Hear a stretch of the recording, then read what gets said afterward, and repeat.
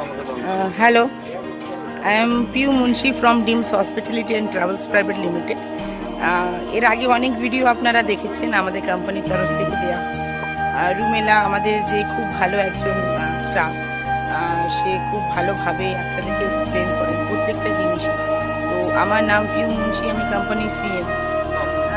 এখন আমি একটু পুরীতে জগন্নাথ ধামে এসেছিলাম, বলতে পারেন একটু জগন্নাথ চত্বরটা দেখাই।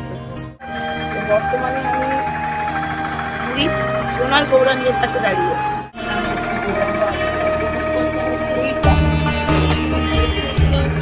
ক্যামেরা অ্যালাউ আপনাদেরকে দেখাতে পারলাম। আমি নিজে দর্শন করে এসেছি। এখানে গৌরাঙ্গের মূর্তি আছে, আপনি দেখছেন এখানকার সাঙ্গ পাঙ্গরা বেশ সুন্দরভাবে খেলা করছে। সুভদ্রা ঠিক আছে, আর ওই যে ওখানে দেখছেন একটা সুভদ্রা মন্দিরও আছে। তো আমি চাইবো আপনারা এখানে এক্সপ্লোর করুন, সোনার গৌরাঙ্গকে দেখুন।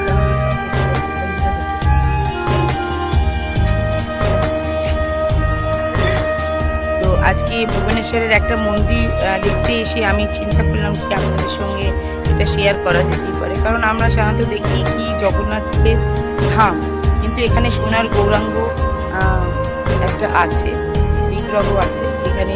আজ সকালবেলা এতজন এসেছে সেই মন্দিরে দর্শন করতে। তো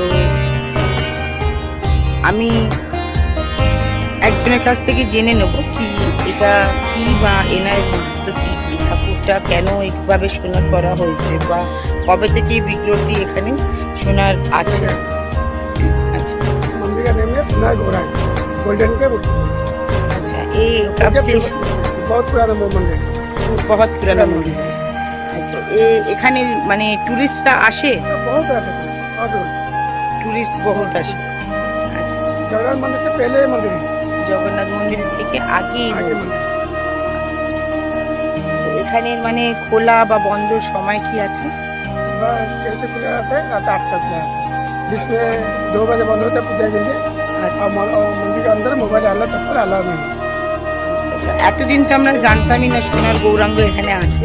আজকে দেখে এবং আপনার কথাটা শুনে আমাদের ভালো লাগলো এবং আমরা চেষ্টা করব এখানে যেমন জগন্নাথ দেবকে দেখার জন্য লোক সরাসরি আসে, যাতে আমাদের পাশাপাশি ওই ঠাকুরের পাশাপাশি এই সোনার গৌরাঙ্গ দেখার জন্য যাতে লোক আসে। হ্যাঁ, জয় জগন্নাথ। তো গাইস, আপনারা দেখুন কি সোনার গৌরাঙ্গ এখানে একটা আছে। এটা তার প্রবেশ পথ, যেহেতু সামনে আমি ভিডিও করতে পারলাম